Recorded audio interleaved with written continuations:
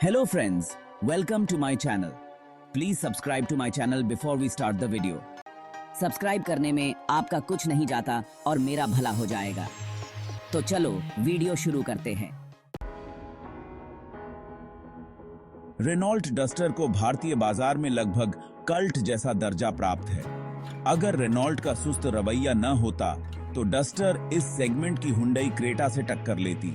फिर भी डस्टर भारत में वापसी करने जा रही है। रेनॉल्ट के सहयोगी ब्रांड डेसिया ने पहले ही नई डस्टर को अनवेल कर दिया है। चूंकि डस्टर का टीजर लगभग 1 साल पहले ही सामने आ चुका है, अब सवाल यह है कि आप भारतीय बाजार में डस्टर के लॉन्च की उम्मीद कब कर सकते हैं। तो लॉन्च की तारीख के बारे में मैं इस वीडियो के अंत में बताऊंगा। तब तक चलिए डस्टर के डिजाइन, इंजन, फीचर पर एक नजर डालते हैं। हालांकि उम्मीद है कि जब कार भारतीय बाजार में लॉन्च होगी तो भारतीय ब्रांड और ग्राहकों के हिसाब से कुछ फीचर जोड़े या हटाए जाएंगे। चलिए इस आने वाली मोस्ट अवेटेड एसयूवी के डिजाइन फीचर पर बात करते हैं। नई Renault Duster CMFB modular platform पर बनी है। यह प्लेटफॉर्म पहले से ही रेनॉल्ट, निसान और डेसिया द्वारा इस्तेमाल किया जा रहा है और यह कई तरह की बॉडी स्टाइल और पावर ट्रेन को सपोर्ट करने के लिए काफी लचीला है।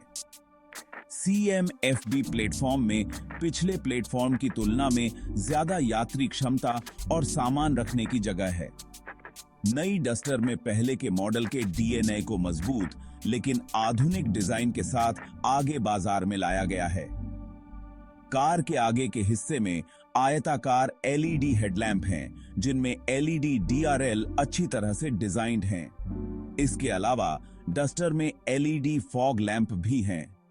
साइड प्रोफाइल में हमें ब्लैक क्लैडिंग और 18 इंच के अलॉय व्हील्स देखने को मिलते हैं। दिलचस्प बात यह है कि रेनॉल्ट ने रियर डोर हैंडल को C पिलर पर रखा है। पीछे की तरफ हमें शार्क फिन एंटीना के बजाय स्पोर्टी स्पॉइलर और पारंपरिक एंटीना मिलता है। कुल मिलाकर नई डस्टर बॉक्सी दिखती है, फिर भी इसमें कुछ दिलचस्प डिजाइन लैंग्वेज है।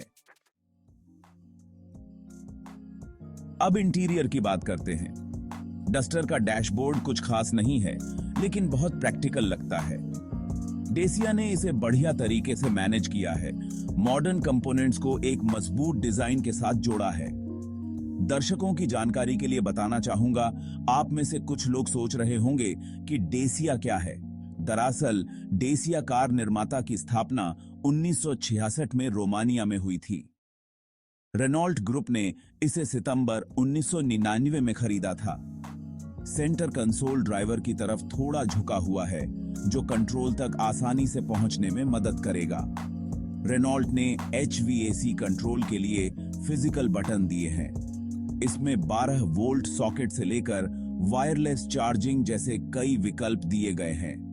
नई डस्टर में 10 इंच का infotainment, digital instrument cluster, 6 speaker वाला आर्कमिस 3D sound system, electronic parking brake, wireless Android auto और एप्पल कार प्ले दिया गया है। भारतीय मॉडल में sunroof, ventilated seats, ambient lighting आदि के रूप में अतिरिक्त सुविधाएं मिल सकती हैं। ग्लोबल मॉडल में अडास के साथ ऑटोमेटिक इमरजेंसी ब्रेकिंग, वाहन, पेडेस्ट्रियन, साइक्लिस्ट और बाइक डिटेक्शन, स्पीडिंग अलर्ट के साथ traffic signal recognition, rear parking assistant, lane change warning और ड्राइव असिस्ट जैसे फीचर दिए गए हैं। यह सेगमेंट उन लोगों के लिए है जो लोग परफॉर्मेंस के दीवाने हैं। आइए नई डस्टर में इंजन ऑप्शंस के बारे में बात करते हैं। ग्लोबली डस्टर इंजन के मल्टीपल ऑप्शंस है। इन ऑप्शंस में 1 लीटर टर्बो पेट्रोल शामिल है, जो 120 bhp की पावर पैदा करने में सक्षम है। इसके बाद 1.3 लीटर टर्बो पेट्रोल है, जो 168 bhp की पावर पैदा करता है। अगर ये इंजन विकल्प भारत में आते हैं तो यह इस सेगमेंट की सबसे शक्तिशाली कार बन जाएगी। यह यूनिट फ्लेक्स फ्यूल कंप्लायंट भी है। And last is 1.2 litre hybrid engine है जो 9 किलोवाट आवर बैटरी पैक की मदद से 140 bhp की पावर पैदा करेगा। अगर रेनॉल्ट भारत में यह प्लग इन विकल्प लाता है तो यह भारत में हाइब्रिड सेगमेंट में क्रांति ला सकता है। यात्री सुरक्षा जो भारत में सबसे अधिक उपेक्षित बिंदु है, लेकिन टाटा ने ग्राहकों को इसके बारे में जागरूक किया। यूरो एनसीएपी टेस्ट में नई डस्टर ने 3 स्टार हासिल किए। एडल्ट सेफ्टी में 36 में से 27 पॉइंट्स और चाइल्ड सेफ्टी में इसे 49 में से 42 पॉइंट्स मिले। तीसरी पीढ़ी की Duster 6 air bag, electronic stability control और अडास के साथ आती है, जिसमें automatic emergency braking, traffic sign recognition, speed alert और लेन असिस्ट शामिल है। लेकिन रेनॉल्ट के लिए महत्वपूर्ण है, जो भारत में फिर से अपनी उपस्थिति दर्ज कराना चाहती है। भारत में नई डस्टर के लिए बाजार को कौन कठिन बनाएगा? नई रेनॉल्ट डस्टर का मुकाबला Maruti Grand Vitara, Toyota Hyryder, Hyundai Creta, MG Astor, Kia Seltos, Skoda Kushaq, Volkswagen Taigun, Honda Elevate और सिट्रोन C3 एयरक्रॉस से होगा, जबकि टाटा कर्व और सिट्रोएन बेसॉल्ट SUV कूप विकल्प के रूप में हैं। आइए बात करते हैं नई रेनॉल्ट डस्टर के लॉन्च के बारे में। तो इसका जवाब है, भले ही डेसिया ने यूरोप में डस्टर का अनावरण कर दिया हो, लेकिन भारत का मॉडल थोड़ा अलग होने वाला है।